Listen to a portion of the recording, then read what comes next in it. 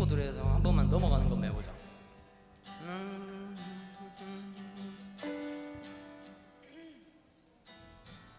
전주부터 해줘. 전주부터 4번 치고. G 코드로 한 개 낮춰버려요. 전부 다.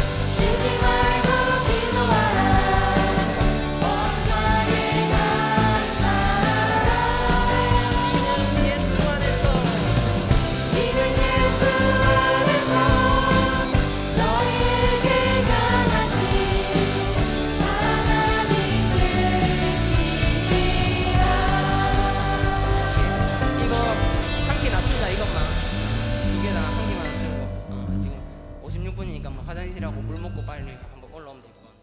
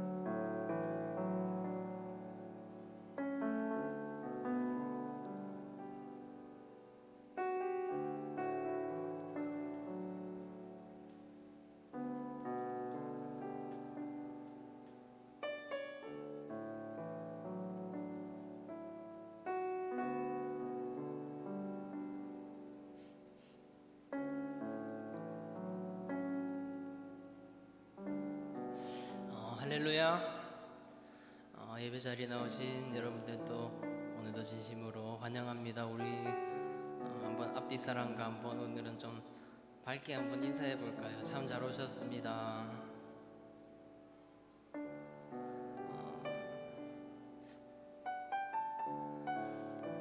참 요즘 날씨가 또 비가 많이 와가지고 또 이렇게 힘든 가운데 있죠. 저도 이렇게 비가 내일이면 끝나겠지 하고 이렇게 지내고 있는데 아직까지도 윗지방에는 조금 장마로 인해서 좀 많이 고생하고 있는 것 같습니다. 우리가 또 코로나 바이러스로 인해서 또 한 차례 힘들었지만 또 이렇게 길게 가지는 않겠지만 그래도 평소에 비해서 이제 장마가 좀 지속되니까 여러 곳에서 피해가 또 많이 발생하고 있는데 우리가 한번 또 이때 이 순간조차도 하나님께서는 계획하신 거기 때문에 우리는 그 상황 속에서 늘 기도하고 우리의 생활과 우리의 일상에 한번 감사했으면 좋겠습니다. 오늘도 우리를 이곳 가운데 부르시고 우리와 함께 예배하게 해주신 하나님께 진심으로 감사드립니다. 우리 한번 예배 전에 한번 기도하며 나아갈 때에 주님 오늘 예배를 주관하시고 또 이곳 가운데 우리와 함께 하시고 역사하실 주님을 우리가 기대합니다. 오늘 예배 가운데 주님 나와 항상 함께 하여 주시옵고 또 많은 은혜 받고 돌아갈 수 있게 해달라고 우리 한번 예배 전에 각자의 고백으로 한번 기도하며 나아가겠습니다.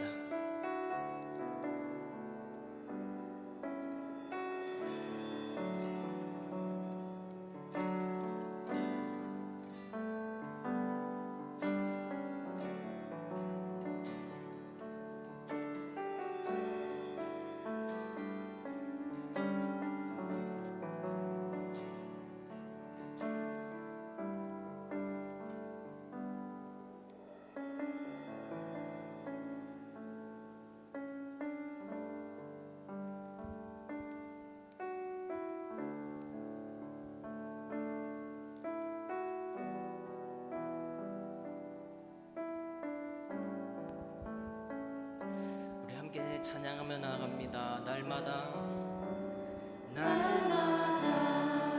숨 쉬는 순간마다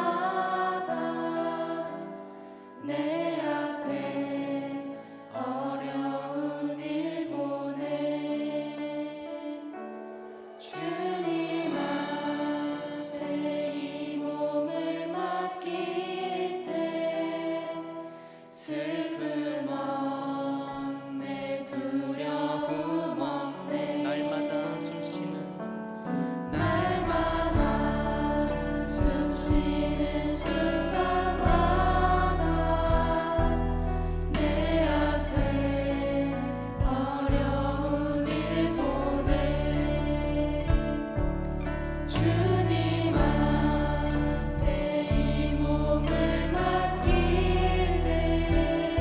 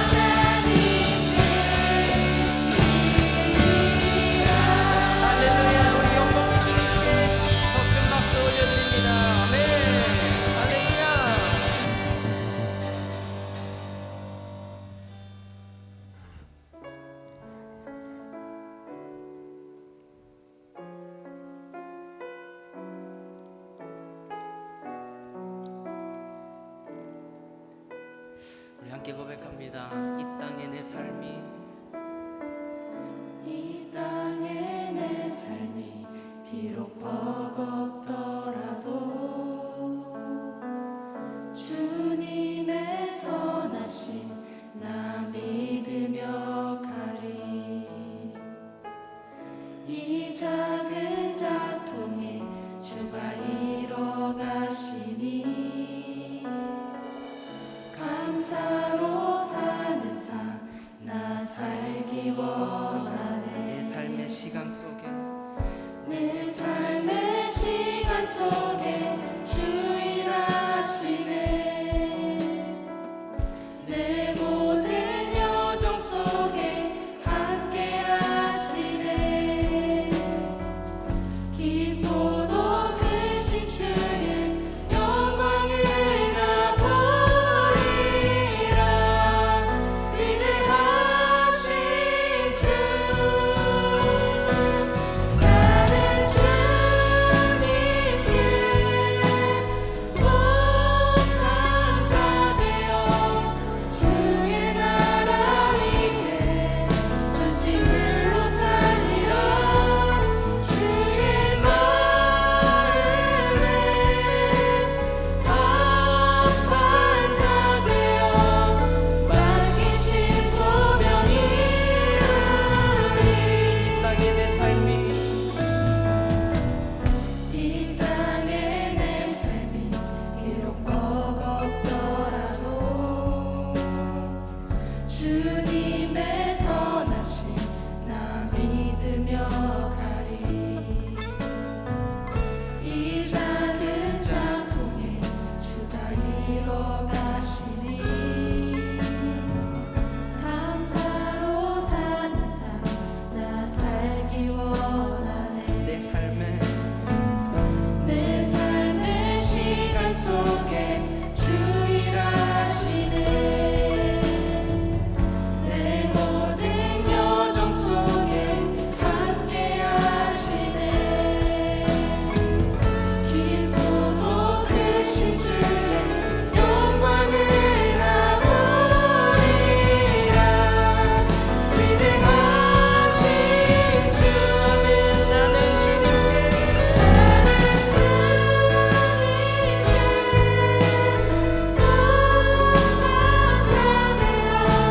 주의 나라 위에 전심으로 살리라. 주의 마음에 합한 자 되어 맡기신 소명이 나는 주님께 속한 자 나는 주님께 속한 자 되어 주의 나라 위에 전심으로 살리라. 주의 마음에 합한 자 되어 맡기신 우리 마지막으로 한번 고백합시다. 나는 주님께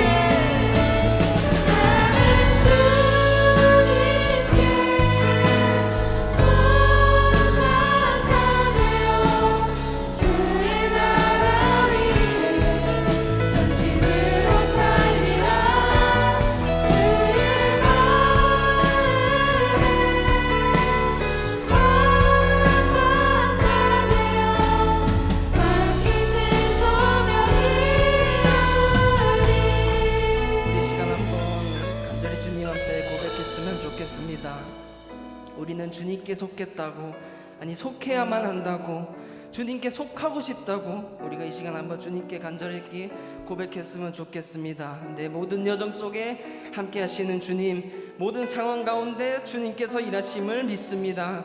오늘의 나의 삶을 통해 주님의 영광을, 하나님의 나라를 이 땅 가운데 선포할 수 있도록 우리의 삶을 주님께서 붙들어 주시옵소서. 우리 한번 기도하며 나아가겠습니다.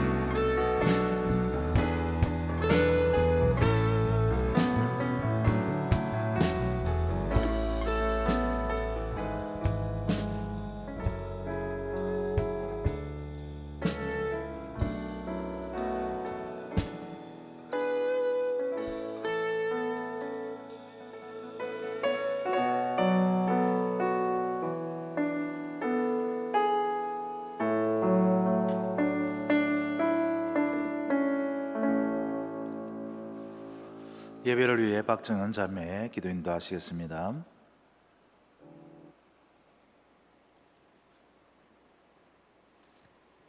사랑이 많으신 하나님 아버지, 무더운 날씨 속에서도 주님 전 앞에 나와서 예배 드릴 수 있게 하여 주심을 감사를 드립니다. 지금 전국적으로 장마로 인한 피해가 속출하는 가운데 더 큰 피해가 일어나지 않도록 주님께서 지켜보아 주시옵소서. 더불어 코로나로 인해 계획했던 많은 것들이 멈춰져 있습니다. 이러한 상황 가운데 또 초조한 마음과 불안한 마음들이 가득할지언데 그럴 때마다 좌절하지 않고 무너지지 않고 항상 주님께서 예비하여 주신 길이 있음을 믿고 기도와 말씀으로 또 주님만을 붙들고 나아가게 하여 주시옵소서. 오늘 이 자리에 있는 모든 주의 자녀에게 귀한 복을 더하여 주셔서 또 목사님께서 전하시는 말씀에 큰 은혜를 받게 하여 주시옵고 또 말씀 전하시는 목사님과 그 가정에도 복을 더하여 주셔서 정말 이 시간이 귀한 말씀의 시간이 되게 하여 주시옵소서.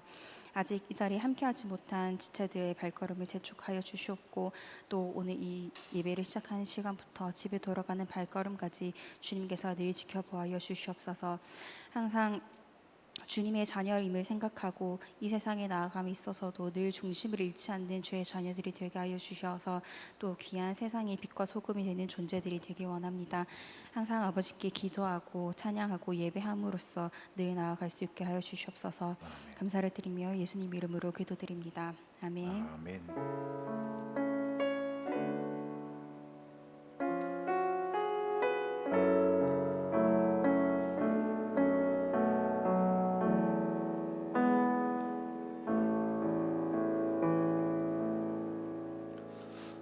하나님 말씀 신약 성경 407페이지 요한계시록 8장 1절에서 13절 말씀입니다. 우리 한 절씩 교독하도록 하겠습니다. 요한계시록 8장 1절에서 13절입니다. 1절입니다. 일곱째 인을 떼실 때에 하늘이 반 시간쯤 고요하더니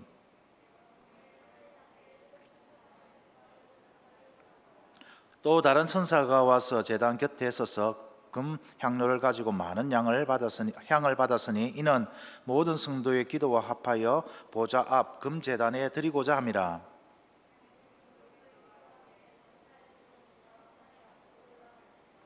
천사가 향로를 가지고 제단의 불을 담아다가 땅의 소돔에 우레와 음성과 번개와 지진이 나더라. 첫째 천사가 나팔을 부니 피 섞인 우박과 불이 나와서 땅에 쏟아지매 땅의 3분의 1이 타버리고 수목의 3분의 1도 타버리고 각종 푸른 풀도 타버렸더라.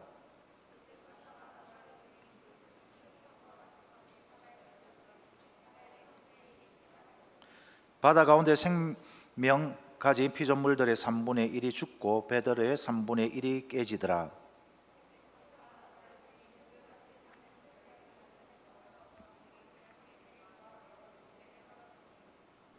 이 별 이름은 선숙이라. 물의 3분의 1이 선숙이 되매 그 물이 선물이 되므로 많은 사람이 죽더라.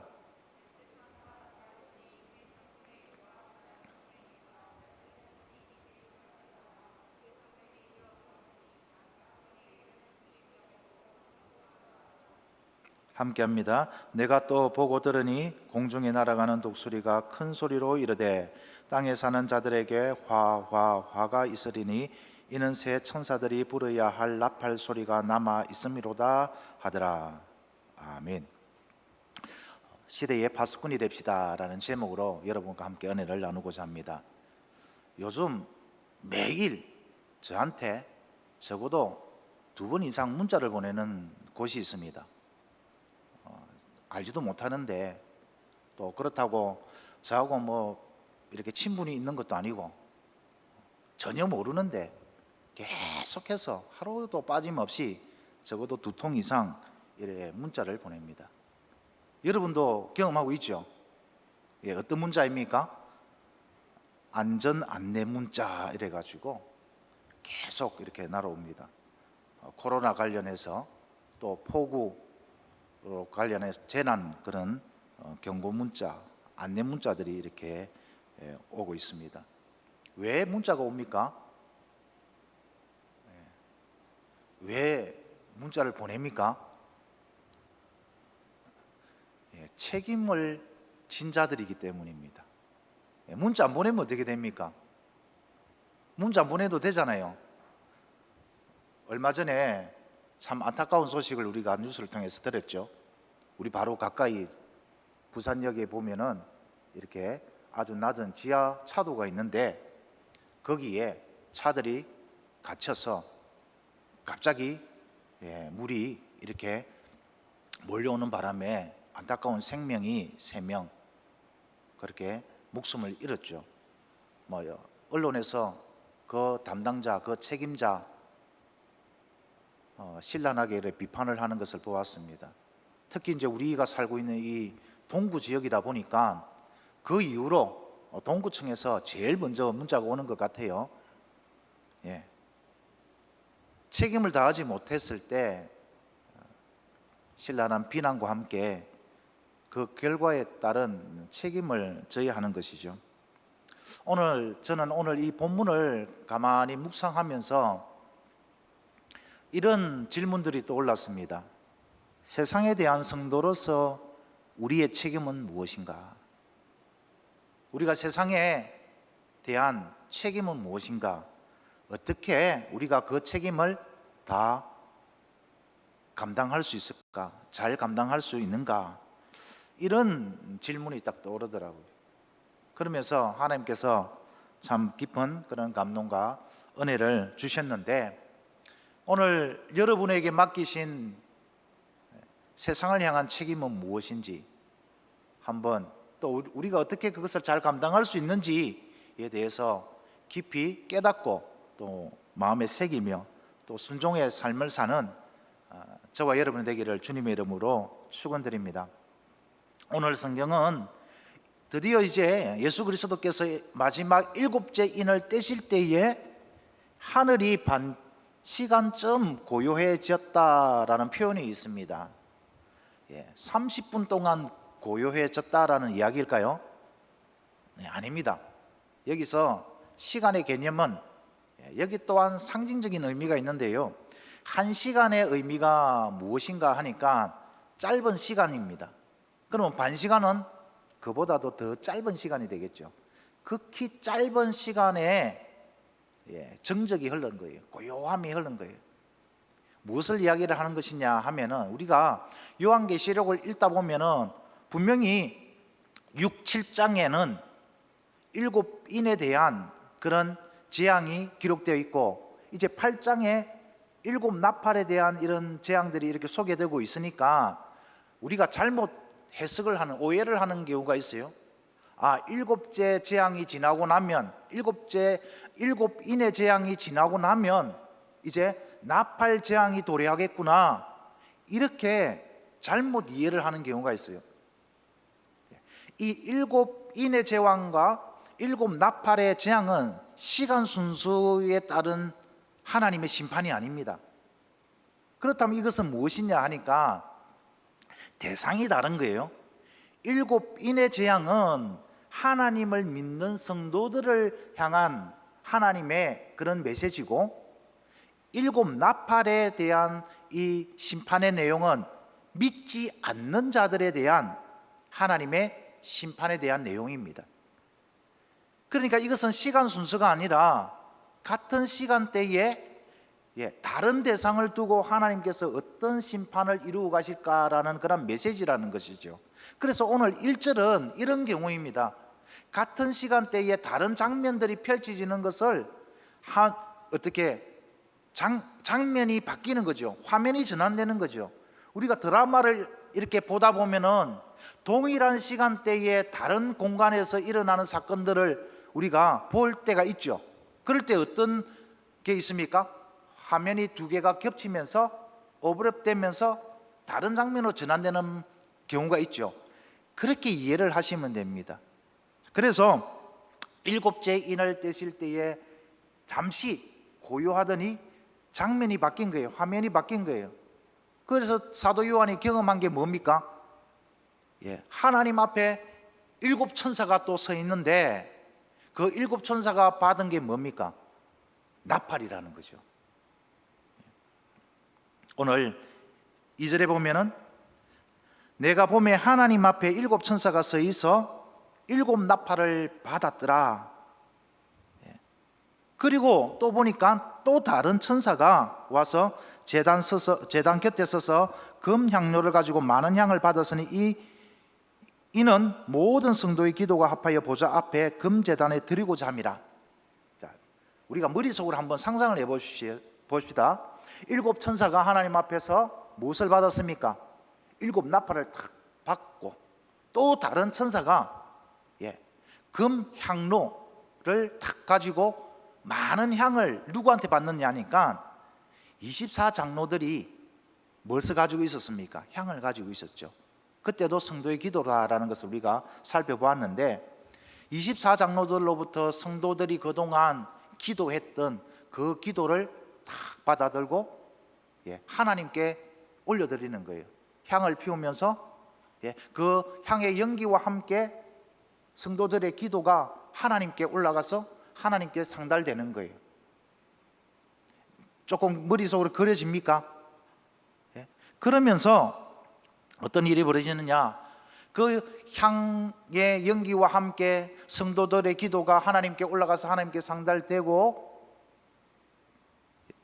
천사가 그 향로를 가지고 제단 불을 담아서 땅에 쏟으니까 5절에 보면 우레와 음성과 번개와 지진이 났다라고 한 거예요. 이것은 무엇이냐니까 하나님의 심판이 이루어지는 걸 이야기를 합니다. 실행되는 것을 이야기를 합니다. 그래서 6절에 보니까 7 나팔을 가진 7 천사가 나팔 불기를 준비하더라. 모든 이제 하나님의 심판이 실행되는 것이 준비가 딱 되었다라는 거예요. 자, 여기서 우리가 사도 요한의 입장에서 이 말씀, 이 환상을 보았을 때 사도 요한에게는 어떤 느낌이었을까? 어떤 감동이었을까? 어떤 은혜였을까라는 것을 우리가 한번 생각해 볼 필요가 있습니다. 사도 요한이 지금 어디에 있습니까? 호텔에 있습니까? 호캉스 하려고? 이제 여름철 이제 휴가니까. 아니죠. 그럼 어디 있습니까? 지금 섬에 바캉스 떠났습니까? 아닙니다. 반모라는 섬에 유배되어 있습니다. 그 유배된 이유는 다른 것이 아니라 하나님의 복음을 전하고 예수 그리스도를 전한 것 때문에 지금 유배를 당하고 있는 거예요. 거기서 뭐 했겠습니까? 간절히 기도했겠죠. 또 오늘 다른 천사가 받아들었던 많은 향, 그게 성도의 기도라고 했는데 그 성도의 기도의 제목이 무엇이냐? 여러분, 그 기도 제목이 무엇인지 혹시 아십니까? 요한계시록을 우리가 계속 이렇게 살펴보고 있는데 그 성도들의 기도 제목이 어디에 나와 있냐 하니까 성경책 다 가져오셨죠? 요한계시록 6장 9절 10절 한번 보십시오. 요한계시록 6장 9절 10절에 보면 다섯째 인을 떼실 때에 내가 보니 하나님의 말씀과 그들이 가진 증거로 말미암아 죽임을 당한 영혼들. 자, 죽임을 당한 영혼들이니까 순교자를 이야기를 합니다. 이 순교자들이 하나님 앞에서 간절히 어떻게 합니까? 큰 소리로 탄원하죠. 어떻게? 거룩하고 참되신 대주제여, 땅에 거하는 자들, 이 땅에 거하는 자들은 하나님을 믿지 않는 사람들을 이야기합니다. 를 심판하여 우리의 피를 갚아주지 아니하시기를 어느 때까지 하시려 하나이까? 하나님 언제까지 우리의 원수를 갚아주지 않겠습니까? 언제 갚아주시겠습니까? 제발 갚아주십시오. 이 기도를 계속 했던 거죠. 그 기도의 제목이 지금 어떻게 된 겁니까? 하나님께 상달되었고, 하나님이 그 기도의 응답으로 지금 믿지 않는 사람들을 대상으로 이 나팔 재앙을 이제 곧 실행해 갈 것이다 라는 환상을 주님이 사도 요한에게 보여주신 거예요. 여기서 사도 요한은 큰 위로를 받았을 것입니다. 왜냐? 하나님의 복음을 전하고 하나님께 간절히 기도했던 것들이 안개처럼 그냥 사라져버리는 헛된 것이 아니었다는 것, 하나님은 우리의 기도를 반드시 들어주시는 분이구나. 하나님은 우리의 기도를 외면하지 않는 분이구나 라는 것을 사도 요한은 깨닫게 되었을 것입니다. 사랑하는 성도 여러분, 우리 대학 청년부지체 여러분, 우리 청년회 여러분, 내가 아무리 기도를 해도 하나님께서 들어주지 않는 것 같습니까? 우리 하나님은 절대 그런 분이 아닌 것 다 알고 계시죠? 우리 하나님은 우리를 잘 알고 계십니다. 누구보다도 우리를 잘 알고 계십니다. 왜냐? 직접 하나님이 우리를 창조하셨잖아요. 하나님이 직접 우리를 창조하시고 우리를 이 땅에 보내주셨잖아요. 그래서 이 세상 그 누구보다도 우리를 가장 잘 아시는 분이 하나님이시고, 우리의 상황과 우리의 처지를 알고 계시고 보고 계시고, 우리가 무슨 기도를 하고 계시는지 듣고 계시는 분이 바로 우리가 믿고 의지하는 하나님이다라는 사실을 오늘 본문에서 우리 역시 깨달을 수가 있는 것입니다. 사도 요한은 이 환상을 통해서 정말 위로를 받았을 것입니다. 다 끝난 줄 알았는데 이제 포기하고 싶고 이제 소용이 없구나, 이런 생각이 드는 법한데, 환상을 통해서 아니다, 봐봐라, 모든 성도의 기도가 하나도 빠짐없이 하나님께 올려져 상달되었고, 그 기도의 응답대로 하나님의 그런 심판이, 하나님의 정의와 하나님의 공의가 이루어진 것을 이제 보게 되겠구나. 용기를 가지시기 바랍니다. 희망을 잊지 마시기 바랍니다. 하나님은 우리의 기도에 귀 기울이시는 분이시고, 하나님은 정확한 하나님의 때에 아주 세밀한 하나님의 방법으로, 하나님의 계획에 따라 하나님은 우리의 기도에 따라서 하나님의 뜻을 이루어 가실 줄 믿습니다. 아멘. 7 천사가 다 나팔을 받아들고 이제 뭐 하겠습니까? 천사 한 사람, 한 천사가 나팔을 불겠죠. 자, 구약 시대에 나팔을 불었던 경우가 여러 경우가 있습니다. 민수기 10장에 보시면은 하나님이 이럴 때 나팔을 부르라 그렇게 명령한 경우가 있습니다. 제일 먼저 백성을 소집할 때 나팔을 2번 탁 불면은, 자, 백성들 모여라, 이런 신호니까 백성들은 반드시 모여야 돼. 하나님께서 그렇게 법을 주셨습니다. 2번째로는 행진할 때 광야에서 각 지파별로 딱 뭡니까? 성막을 중심으로, 하나님의 언약궤를 중심으로 그렇게 행진을 했잖아요. 그래서 나팔을 불면 행진하는 거야. 또 나팔을 불면은 멈추는 거야. 또 전쟁 시 적군이 쳐들어올 때 경보의 의미로 나팔을 불었습니다. 거룩한 절기를 지킬 때 나팔을 불었고, 하나님의 임재를 나타낼 때 나팔을 불었습니다. 또 종말에 대한 경고를 할 때 나팔을 불었습니다. 자, 그렇다면 오늘은 왜 하나님은 이 사도 요한을 통해서, 이 환상을 통해서 나팔을 불게 했을까? 보는 것을 보게 했을까? 오늘 본문에서의 나팔의 의미는 뭘까? 이것을 이해하는 것이 오늘 설교의 오늘 본문의 핵심입니다. 오늘 본문에서 나팔의 기능은 뭘까? 자, 첫 번째 나팔을 보십시오. 뭐가 하늘에서 쏟아졌습니까? 땅에 피 섞인 우박과 불. 그래서 땅 3분의 1, 수목 3분의 1, 푸른 풀이 타 버렸습니다. 여러분, 어디서 많이 본 장면 아닙니까? 첫 번째 천사가 나팔을 불었을 때 하늘에서 우박과 불이 쏟아졌습니다. 어디서 봤죠? 출애굽기 9장에 보면 7번째 재앙이 있습니다. 애굽에 내려졌던 7번째 재앙.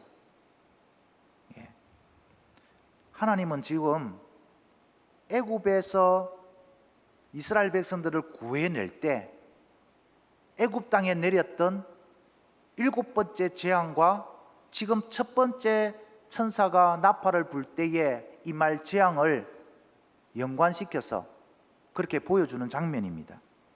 자, 두 번째 천사가 나팔을 불었을 때는 어떤 현상이 일어났죠? 두 번째 천사요. 바다가 피로 변하는 사건. 이것도 어디서 많이 본 장면 아닙니까?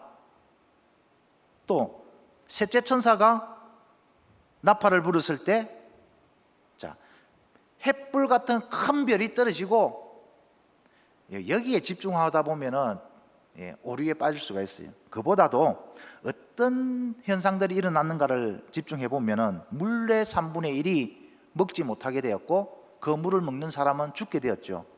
이것도 어디서 많이 본 장면 아닙니까? 어디서 보았습니까?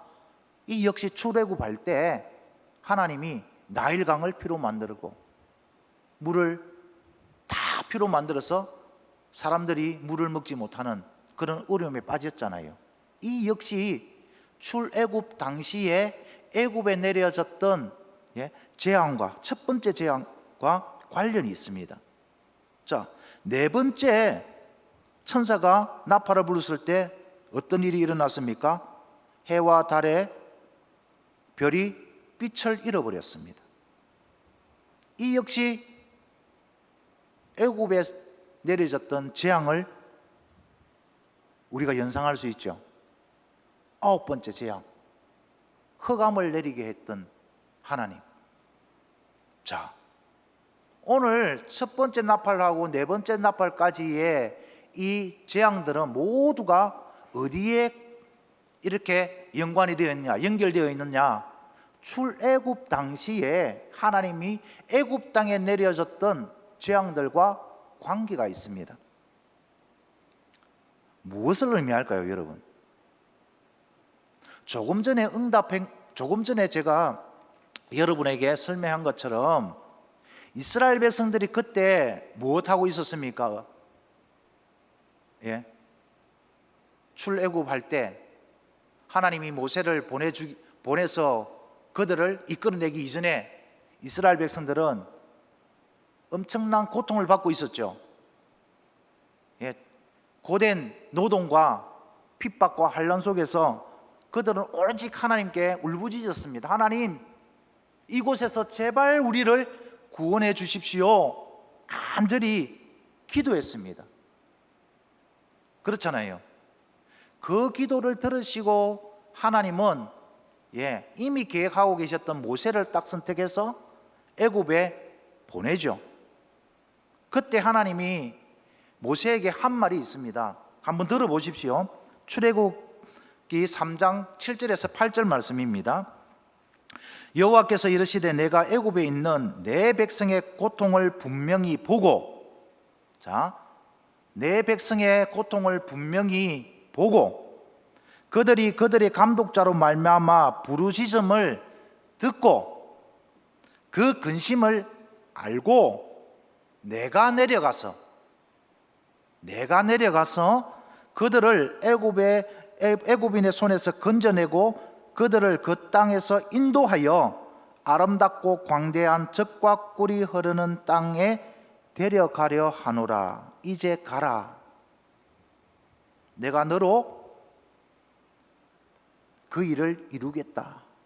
이 이야기를 모세에게 한 거예요. 하나님은 분명히 보고 분명히 듣고 분명히 알고 하나님이 직접 개입하셔서 이스라엘 백성들을 구원해 주시겠다 약속하신 장면들, 이 나팔의 환상을 통해서 하나님은 다시 한번 사도 요한에게 그런 약속을 하는 거예요. 너희들 처지를 내가 모르는 바가 아니다. 분명히 보고 있고 부르짖음을 듣고 있고 근심을 알고 있고 내가 직접 개입해서 그 문제를 해결하겠다. 그러니 믿고 나를 따르라. 그 이야기를 하고 있는 거예요. 그 결과가 무엇입니까? 하나님이 모세를 통해서 이스라엘 백성들을 구해냈잖아요.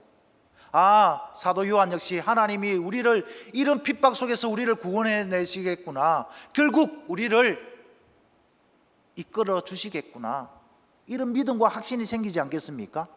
그런데 이것은 표면적인 이유입니다. 이보다도 더 중요한 출애굽의 의미가 있습니다. 그 의미가 무엇이냐 하니까, 모세가 하나님께 선택을 받아서 보냄을 받을 때 이런저런 핑계를 대죠. 그래서 하나님은 모세에게 너 그런 것도 못하나? 그렇게 결단이 없어? 아이고 안 되겠다, 너는 탈락, 이렇게 하지 아니하시고 핑계 댈 때마다 더 이상 핑계 대지 못하도록 하나님이 조치를 취하죠. 마지막으로 하나님께서 이 모세에게 능력의 지팡이를 주잖아요. 기적을 베푸는, 일으키는 능력의 지팡이를 탁 주면서 이제는 진짜 두말을 하지 못하고 가게끔, 가지 않을 수 없는 그런 상황을 딱 만들어서 보냅니다. 그럴 때 모세가 마지막으로 하나님께 이런 질문을 합니다. 좋습니다 하나님, 내 갈게요. 그런데 문제가 있습니다. 무슨 문제냐? 내가 가서 이스라엘 백성들에게 너희의 하나님이 나를 보냈다라고 말을 할 텐데, 그때 이스라엘 백성들이 이렇게 질문하면 어떻게 합니까? 그래, 너를 보낸 그 신의 이름이 뭐냐?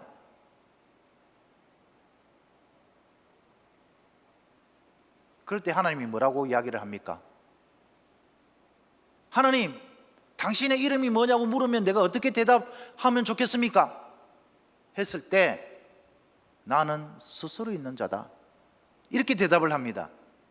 이 부분이 참 잘 안 와닿는 대목 아닙니까? 이름이 뭐냐고 물었으면 나는 여호와다, 나는 이런 하나님이다라고 그냥 이야기해 주면 되는데, 우리 성경에는 스스로 있는 자다 이렇게 번역했는데, 이것을 히브리어로 그대로 하면 야훼 아세르 야훼입니다. 이걸 영어로 그대로 제가 번역할게요. 영어로 번역하면 I will be who I will be입니다. NIV에는 I am who I am 이렇게 해놨는데, 더 정확하게 번역을 하면 I will be who I will be입니다. 마음에 와닿습니까? 영어도 잘 모르는데 또 뭐 영어로 하냐, 잘 안 와닿을 것입니다. 예, 이건 무엇이냐니까 이런 경우죠. 자, 여기 우리 다빈이가 저를 여기 딱 앉아 있는데, 저를 열심히 쳐다보고 있는데, 다빈이가 저를 전혀 모르는 어떤 사람에게 소개를 시켜줄 거예요. 다빈이가 목사님, 제 친구한테 목사님을 소개시켜주고 싶은데 어떻게 소개시켜주면 좋겠습니까? 그때 제가 뭐라고 대답했냐면, 뭐 굳이 설명할 필요 있냐? 우리 집에 데리고 와서 한 달 살아보면 안 되겠나? 요 의미입니다. 와닿습니까? 스스로 있는 자다라는 것은 긴 말 할 필요 없다. 앞으로 내가 너희와 함께 할 것이며, 너희 가는 곳곳마다 내가 동행할 것이며, 그때 내가 무슨 일을 행하는지, 어떤 일을 행하는지 그것을 통해서 너희들이 경험하게 될 것이고, 그것을 통해서 내가 어떤 존재인지 확실히 알게 될 것이다. 그 의미가 스스로 있는 자입니다. 나는 난데 와닿습니까? 그래서 하나님께서 보여주겠다 했잖아요.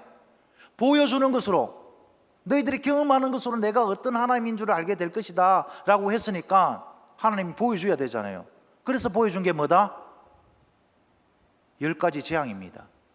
자, 그 10가지 재앙은 그냥 하나님이 기적을 행하신, 재앙을 내리신 그런 내용이 아니라, 그 10가지 재앙 속에는 무엇이 있습니까?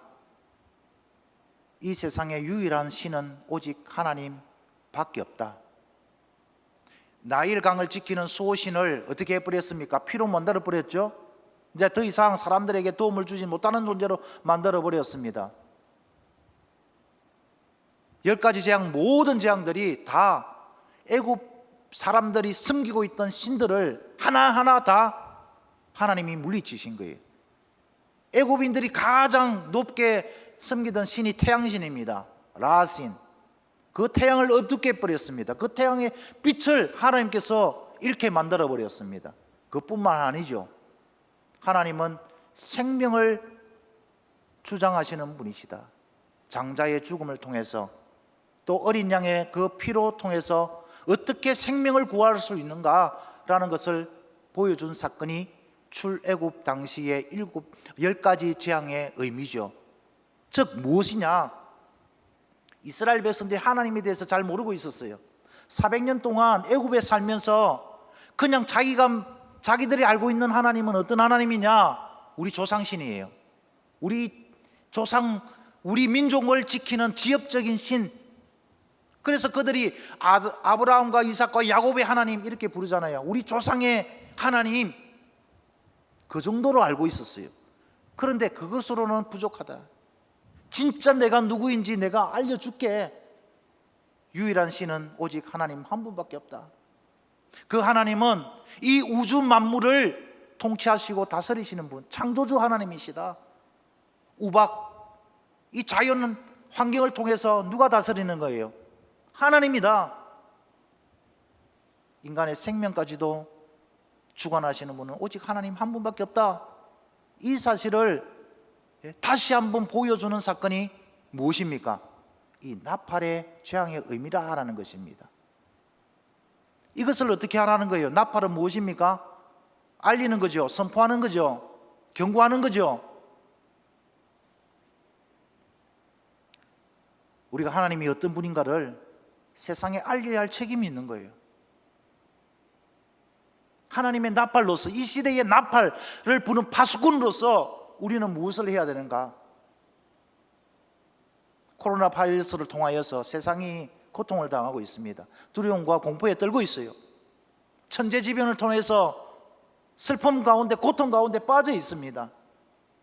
그 슬픔과 고통을 이겨내는 방법은 무엇입니까? 하나님을 제대로 아는 거예요. 하나님을 제대로 알고 하나님을 제대로 섬길 때 그 마음에 하나님이 주시는 평강과 안식이 찾아오는 겁니다. 오늘 본문에 보면은 특정한 숫자가 반복되는 게 있습니다. 무엇입니까? 3분의 1이죠. 3분의 1이라는 것은 의미는 무엇이냐? 부분적이죠. 전부가 아니죠. 이것은 기회가 있다라는 것입니다. 3분의 1만 하나님께서 심판을 하시는 거예요. 그러면 3분의 2는 아직 심판을 당하지 않은 거죠. 3분의 2에게는 뭐가 있는 거예요? 기회가 주어져 있다라는 겁니다.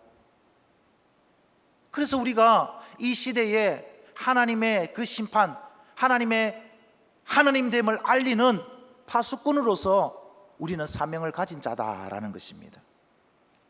여러분 이해가 되십니까? 이 나팔 재앙을 통하여서 큰 도전을 받습니다. 내가 세상을 향해서 내가 섬기고 있는, 내가 맡고 있는 우리 대청구, 우리 수정교회 뿐만 아니라 우리 이 지역에 내가 해야 할 일은 무엇일까? 목사로서 해야 할 일은 하나님의 파수꾼으로서 내가 하나님의 메시지를 전하는 것 뿐만 아니라 하나님이 됨을 내가 알리는 것. 어떻게 알릴 수 있습니까? 어떻게 하라고요? 기도하는 거예요.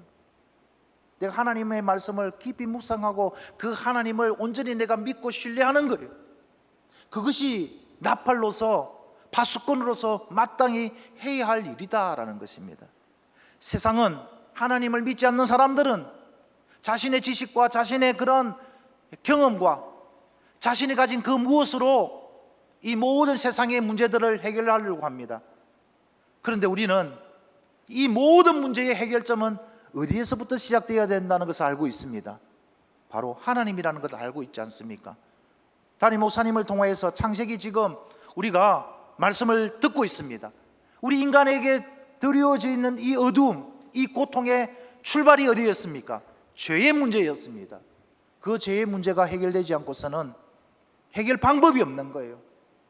이 인간의 탐욕이 바이러스를 불러왔고 이런 재난들이 발생했다는 것을 우리는 잘 알고 있잖아요. 그런데 세상은 몰라요. 이런 세상을 향해서 우리가 바른 진리를 알고 이 진리를 가슴에 새기고 어떻게 해야 된다는 거예요? 기도해야 된다는 것입니다. 요즘 새벽마다 우리가 예레미야를 묵상하는데 예레미야는 고통받고 있는 아무것도 모르는 그 민족, 자기 백성들을 향해서 어떤 마음을 가진 거예요? 불붙는 듯한 그 안타까움, 그 고통을 느끼면서 기도하는 거예요. 하나님이 너 가서 심판, 재앙 메시지 전해라. 전하면은 이스라엘 백성들이 듣지 않아요. 그러면 예레미야는 포기할 법도 한데 40년이 넘도록 한결같이 하나님께 기도하고 하나님께 매달렸던 눈물의 선지자 예레미야처럼 우리도 그런 세상을 향한 책임을 지는 자들이 되어야 되지 않겠습니까? 오늘 저는 이 두 가지 말씀으로 메시지를 맺고자 합니다. 한번 잘 들어보십시오. 표준 새변역 성경입니다. 에스겔서 33장입니다. 주께서 나에게 말씀하셨다. 사람아, 너는 내 민족의 자손 모두에게 전하여라. 너는 그들에게 말하여라. 만일 내가 어떤 나라에 전쟁을 이르게 할 때에 그 나라 백성이 자기들 가운데서 한 사람을 뽑아서 파수꾼을 세웠다고 하자. 이 파수꾼은 자기 나라로 적군이 접근하여 오는 것을 보고 나팔을 불어 자기 백성에게 경고를 하였는데도 어떤 사람이 그 나팔 소리를 분명히 듣고서도 경고를 무시해서 적군이 이르러 그를 덮치면 그가 죽은 것이 자기 탓이다. 그는 나팔 소리를 듣고서도 그 경고를 무시하였으니 죽어도 자기 탓인 것이다. 그러나 파수꾼의 나팔 소리를 듣고서 경고를 받아들인 사람은 자기 목숨을 건질 것이다. 그러나 만일 파수꾼이 적군이 가까이 오는 것을 보고서도 나팔을 불지 않아서 그 백성의 경고를 받지 못하고 적군이 이르러 그들 가운데 어떤 사람을 덮쳤다면 죽은 사람은 자기의 죄 때문에 죽은 것이지만 그 사람이 죽은 책임은 내가 파수꾼에게 묻겠다. 너 사람아, 내가 너를 이스라엘 족속의 파수꾼을 세웠다. 그러므로 너는 내가 하는 말을 듣고 나를 대신하여 그들에게 경고하여라. 사랑하는 성도 여러분, 이 시대의 파수꾼은 바로 저와 여러분인 줄 믿습니다. 그 증거가 어디 있습니까? 베드로전서 2장 9절입니다.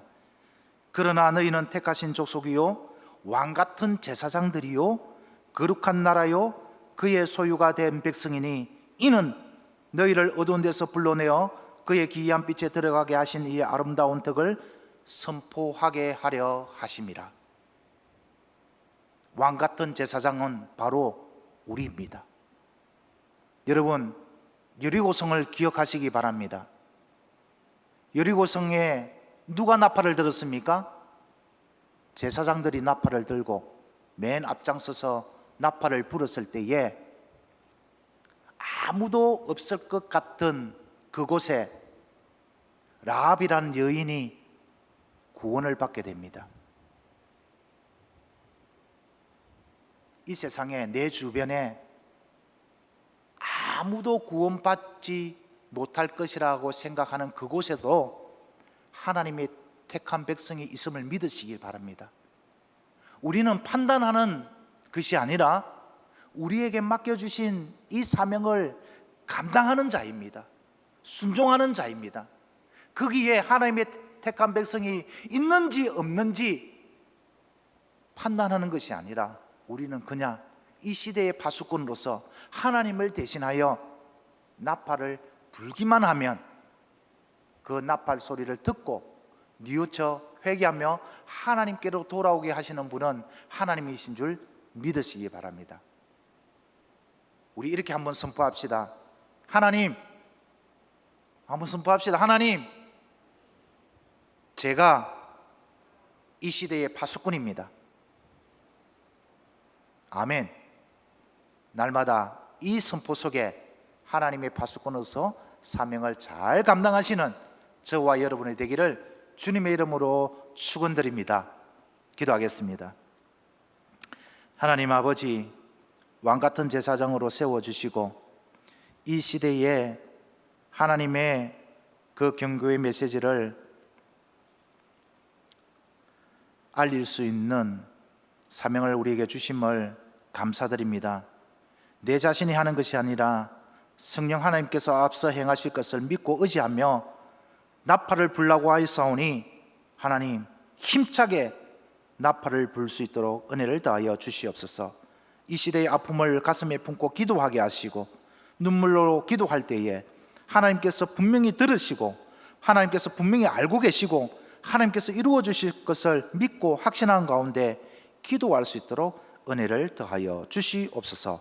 예수님의 이름으로 기도드립니다. 아멘. 준비하신 헌금하겠습니다.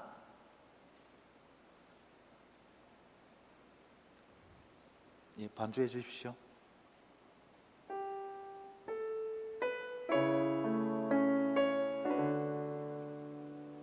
헌금하실 때 오늘 메시지를 생각하면서 여러분은 다시 한번 믿음의 결단을 하시면 좋겠습니다.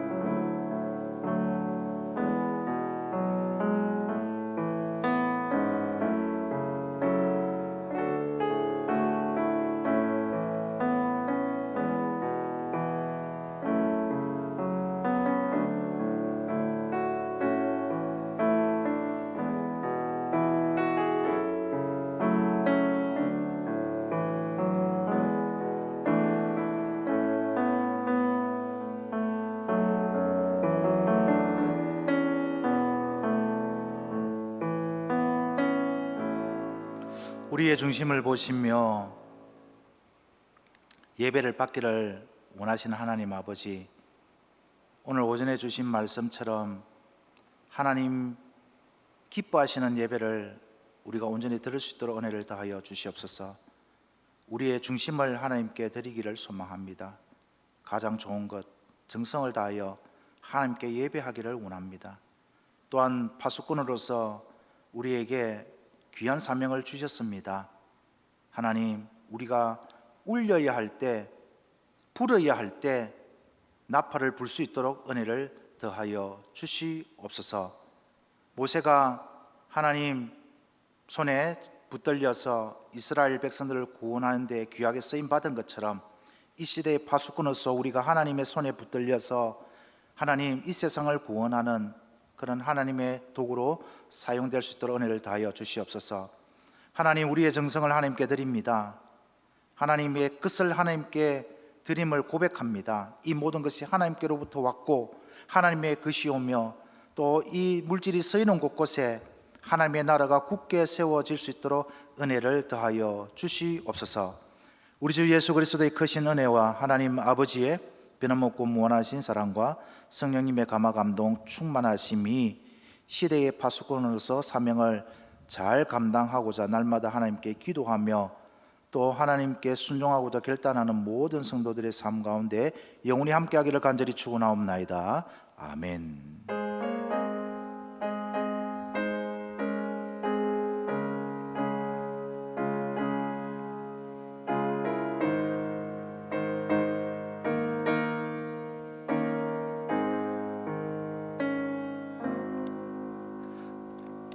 이 시간 우리 상반기 봉사장학생 그렇게 장학정서 수여하도록 하겠습니다. 우리 목사님, 정선영, 이수정, 정선영 앞으로 나오시기 바랍니다.